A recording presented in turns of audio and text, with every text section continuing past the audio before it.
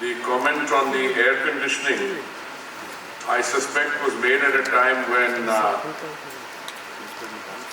there was a feeling around that the global energy markets could do with less consumption.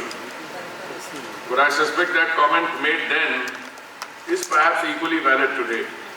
I mean, my friend Anish and you are wearing suits, and even if they're not woolen suits, I think they have better protection. But no, I did go to, I think it was Gastec, or was it Davos? Gastec. And the European friends had decided that they were going to provide a robust response to what was happening between Russia and Ukraine. And they were anticipating a cold winter, so they decided, at least in the summer, to cut down their energy consumption, and the air conditioners were acting partially as heaters. So I think that comment of mine may have been made at that point of time here at that site. But thank you very much for inviting me to your 14th edition of the flagship event, Innovation and Energy Conclave. When I read your title, ENRich, and your theme, I believe, is growing with less. And I thought I should start by complimenting you on getting the theme right and having it put in such clear, sharp, short focus. I think the problems that we face today as a global community, and I'll come to India subsequently, those are too well known to require repetition. I think the discussion I had with your colleagues yesterday in a more informal setting, I suspect some of the things I said then perhaps don't merit being reported in a larger thing with my friends from the fourth estate around. I say it to them when their cameras and recorders are not on. But I think a good starting point in acknowledging what we are up against is to be conscious of the reality. We are facing multiple crises, that's a fact. When I talk about these multiple crises, I mean the crisis in the fuel sector, in food, in fertilizer. We are also struggling globally with issues dealing with availability, affordability and sustainability, but those issues don't present themselves in the same way that we see them. And I think for me, whenever I have a professional, accomplished gathering of successful people like this, I think it's good to start by acknowledging the differences in perspective we have. Issues of availability would be even more serious if there was a genuine shortage of energy. I think what we are up against is not shortage, but a supply side management. I mean, let me start with crude oil. The global consumption today, even if half the world is in recession, and we provide some cushion there, should be about 102 million barrels a day. Now, if you take 5, 6 or 7 million barrels out of that off the market through what are called voluntary cuts, you are producing a situation where the equilibrium has been upset because the amount available is clearly short of what the demand and the consumption is. I don't know why that is done, and I have a very simple position. I have always maintained as a proud Indian and a minister for India that it's every country's sovereign right. If you have a resource, it's your decision whether you want to extract it, use it, keep it buried all your life, and therefore we will never tell anyone what to do. But equally, I think if we are partners together, partners both in and stakeholders in the global economy, I think it's my duty to hear what you have to say, and also my duty to tell you what I think will be the unintended consequences. And recently at ADIPEC, I went back to what happened in 2008, and I said then, look, in 2008, prices really shot up. The world was already in financial and economic difficulty, and when it reached astronomical prices, there was a crash, and the rest is there. And then I quoted a man who I said is not too popular now, but his name is Karl Marx, and he said, Hegel once famously wrote, history repeats itself, but he should have added, first time is tragedy, second time is farce. Now, when we witnessed the recent turbulence, everybody said, my God, we are again facing, prices going through the roof, at least settling in above 100.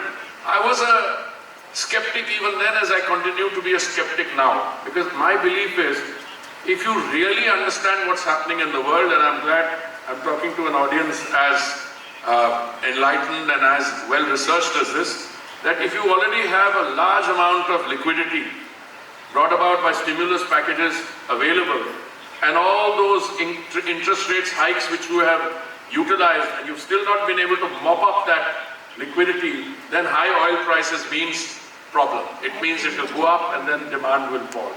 So I want to conclude that by saying that I personally think half the world is in recession and the other half is flirting with the recession. If you look at the global statistics, India, according to the Monetary Fund's latest study, we are growing at 6.3%. I think it will be more if you look at the first quarter's results, etc. But many of the important countries which contribute cumulatively to assessing global growth are showing worrying signs. And I'm not going to go into it. Therefore, from our point of view, availability has to be looked at. Affordability, if you look at the equation which I've just outlined, affordability is very much part of that availability. Because if you release more oil, you already have oil from one Latin American country which is under sanction, another country in the Gulf, Middle East which is sanctioned. And if you take the existing oil and you remove large parts of it through voluntary cuts, then it will go up, but affordability has to be looked at. From our point of view, the most important thing is that is one of the we have the largest population, I think now. I shouldn't use the word one of the largest. We also have a very dynamic population. Our rate of growth in energy is 3 times the global average. So what I would say is that for us, affordability is crucial. We've navigated it so far, and I think we'll be able to do so in future, irrespective of what happens in the future. But equally in that equation, you'll have to take into account the sensitivities of importing countries, and particularly those that are large buyers. I had the privilege of seeing an exhibition. So I want to compliment you for that. When you have a lot of entrepreneurial, innovative talent available, and somebody like KPMG comes along and you acknowledge those people, I think that acts like a booster shot to further incentivize and encouraging them. Today, India ranks 3rd globally in terms of the unicorn count and has over 100 unicorns with a combined valuation of around $350 billion. But my submission to you there is that this is just the beginning. Because as the world changes, as technology changes, as the way of thinking, the approach changes, and these moments come, I think, I should be careful in my word, very infrequently. They come seldom. There was a generation which ended its study of physics by saying that the atom is indivisible. And along came the next generation which said the atom is divisible, of course with devastating consequences. So, knowledge, science, technology, they are today propelled by one very major driving force. There may be many others. And one is, I think, in the battle between man and nature, between man and mankind, between human beings and their surrounding, that battle is unfortunately being lost to the detriment of humanity. I think when I was relatively younger and we were negotiating issues relating to climate, there were a large number of skeptics. And I think in the initial phase, the skeptics actually won the war. And they said that this whole climate change is nothing but a conspiracy against, X, Y, and Z. I think they've been proved wrong. And the skeptics don't easily like to be identified today. Today the skeptics have to acknowledge that you're no longer dealing with global warming, you're dealing with boiling. And I think the pictures which go around, and that's true about everything. Every age is defined in terms of what happens. I remember when the Syrian civil war was going on, there was a picture of a child washed ashore in some European place, and that captured the imagination of our. Today what we see happening, similarly brutality, etc., that becomes a defining moment. But equally, when you talk about climate change and transition, I think when you have front page pictures of, rural areas in Greece burning, Arizona, Argentina, it's a really serious problem. So I think the transition that we are talking about has received an accelerated push on account of what's happening in the world, and therefore I want to come to India. In a world in which energy was easily available, where it was also affordable, my colleagues and I did a study that starting from the time I was in the university, we divided it into 7-year periods or 7 or 8-year periods. We chose 7 years then because the Modi government had been in office for 7 years. I think that was the compelling. And we took it to 1973, when I happily had a two-wheeler and I took the price of fuel at that point of time. And we used to take great pride in saying that the increase in prices were the lowest in terms of any 7-year period going back to 73. But today the challenge is more, and I'm glad we've been able to address that challenge. Our transition, then I've come to sustainability. Affordability we ensured because we were able to reduce central excise duty on 2 occasions, November 21 and May 22, and asked the BJP governments reduce their VAT. So you have differentials in a state like West Bengal. Petrol would be available 11 rupees 80 paise more expensive per litre than in a BJP ruled state.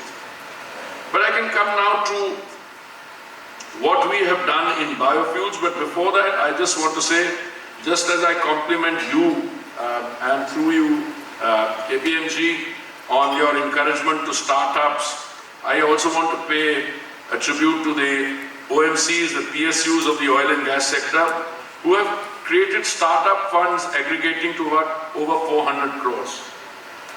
232 startups have been funded by oil and gas PSUs with a disbursed value of something like 208 crores already. Now, if you look at how the oil sector does, I'm not talking about just profitability, but the scale of their operation. I think it's a good start, but equally I would say that the best is still to come. Because I think what will make the crucial difference in terms of innovation, technology, is the kind of work that is done there, because the little things will be force multipliers. 2 examples of what they have done in terms of startups. I saw one startup of a chap called Bandicoot. He was a robotic scavenger, and I agreed to include him in my speaking notes today, because Bandicoot was available at the India Energy Week in Bangalore. This is done by BPCL. Now what it does is to help do the manual scavenging so that, sanitary workers are not put to difficulty. We as a country, we are very progressive. We outlawed, we proscribed, we made manual scavenging illegal. But you can pass a law and then there's a problem in some urban area, in some odd place, some contractor will use it. So we were having these problems, so I'm glad BPCL and the others got together and we got Mr. Bandicoot in operation, and we've also done other things, but I'm just mentioning this to you as an example. Then we have IOCL has produced a complete in situ composite repair solution to all kinds of damage scenarios. If you have pipelines and something goes wrong, this again, I think, two examples of where work done in encouraging the startup culture and specifics to help have produced excellent results. Now I want to come to some things about net zero, but before I do that, I think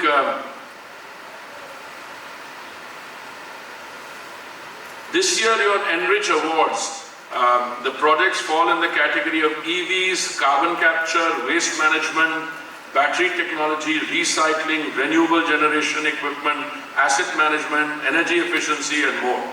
So congratulations. I think that's the entire range. I mean, everybody, any listing that you do, everybody will take one off and put the other one in as a priority. Why is this so important for India? I'll be very frank, if we are to grow, and this just doesn't come from autonomous economic factors, it also requires leadership, producing a system which is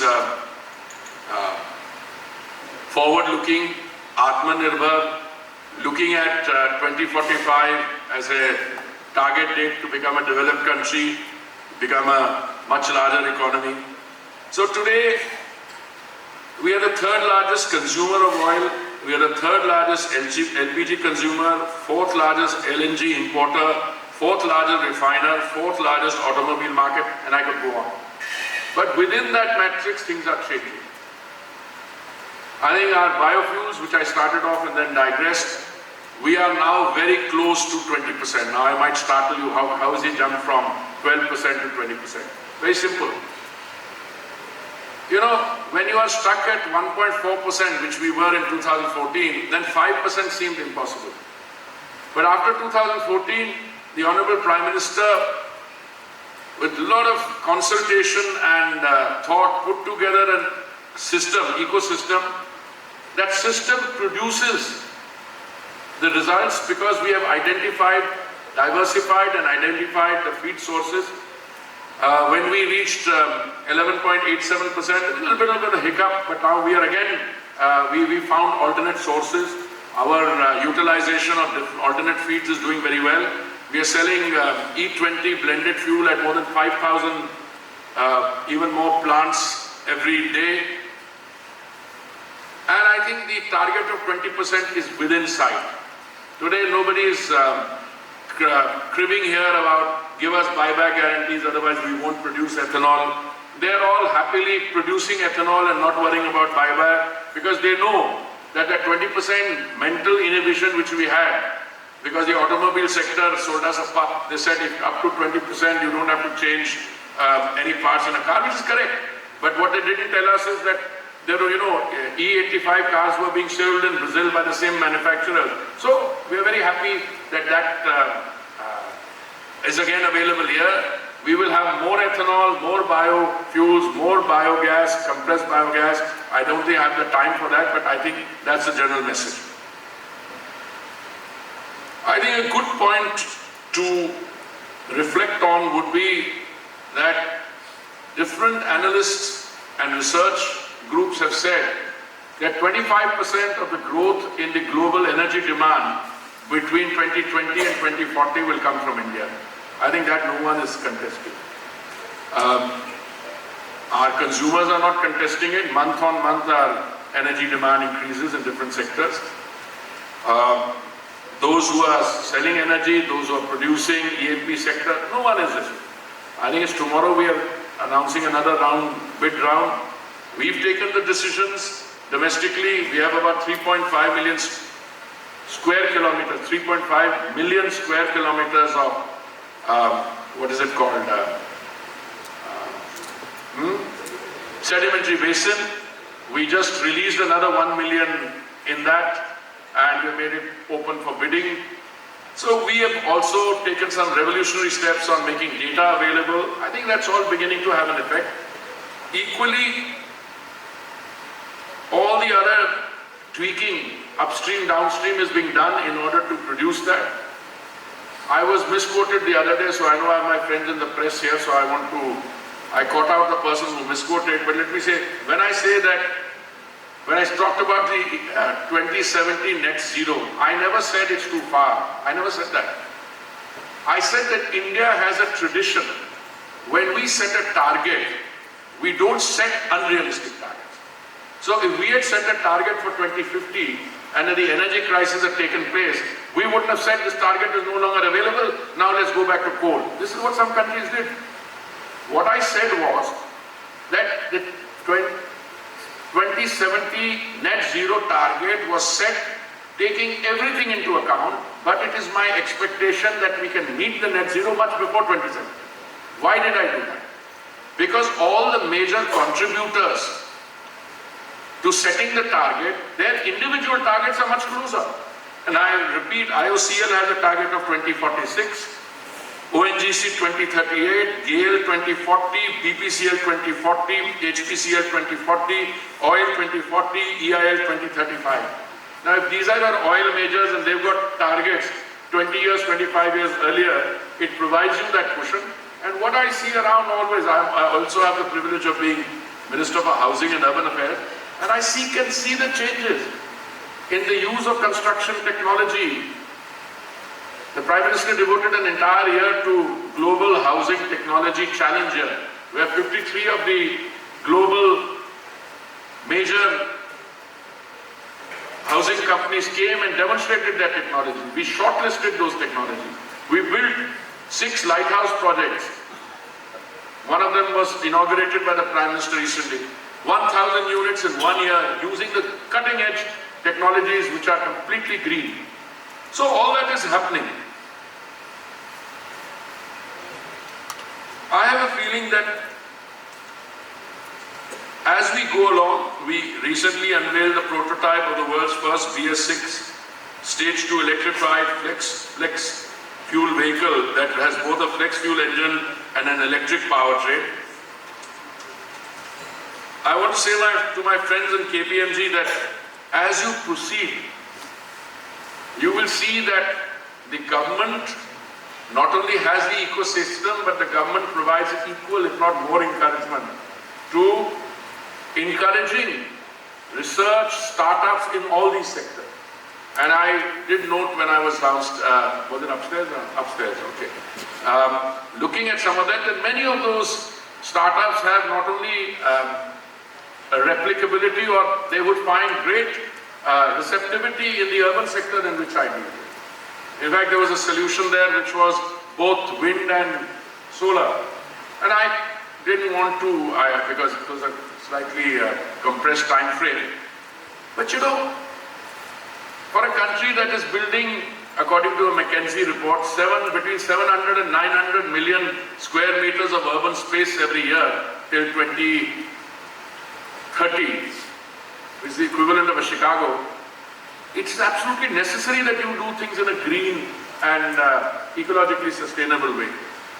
So I'm very, very happy that you have devoted today's section. I still come back to my favorite subject, which is that whatever we do on biofuels, we will go to 20%, we will go beyond that, compressed biogas. But really the future lies in green hydrogen. Why? Because to get a fuel on that scale, you use, I think the biofuels, compressed biogas has also got a great future. Maybe I should say biofuels, compressed biogas, biomass in conjunction with green hydrogen initially, and then finally green hydrogen. What you need to do is to bring the price, the cost of production of green hydrogen down. All my oil companies will tell me it's going to take so much time, so much time. I'm happy to provide a dissenting voice. I think green hydrogen will get bigger boost faster and much faster than we think. Because I believe, at least in India, when change comes, there is an expression in our language, kya kehte hain, bhed chal. You know, then once things happen, then there is a herd this thing to go forward. And I think we are on the switch. And I never get too worried about spiraling fuel prices, because in many ways that acts as the biggest boost for that. But therefore, when I talk about prices and the correlationship with transition, I think there's a very interesting relationship there, and it's something that we must acknowledge more. But I think since we lived through interesting times, interesting, the word here being a euphemism for slightly worrying, or if I may use a harsher time, till we come back to normal forms of economic activity, which looked very good post-COVID. All our figures were up, and then there come other uncertainties. But as somebody who's always bullish on optimism, I think this too shall pass. So thank you very much.